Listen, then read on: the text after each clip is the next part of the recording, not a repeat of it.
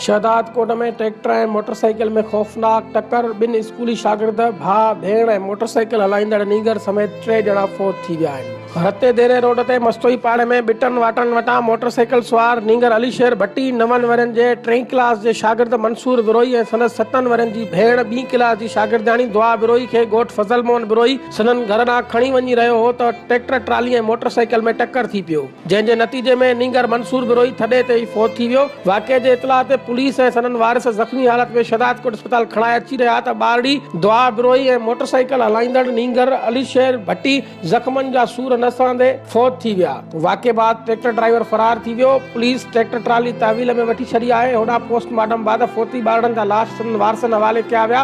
ॿारनि जा लाश सनन घर पहुता त कोराम मची वियो। ॿुधायो वञे थो त मोटरसाइकिल हलाईंदड़ नीगर वापारी मंसूर बिरोई जो मुलाज़िम हुयो, जेको स्कूल खां मोकल बाद सनन पुट ऐं धीउ खे सनन घर ॻोठ फज़ल मोहन बिरोई खणी वञी रहियो हो त ॼाणायल हंध वटि खौफ़नाक हादसे जो शिकार बणिजी विया। वाक़े बाद इलाइक़े में सोग जी लहर पखिड़ियल आहे।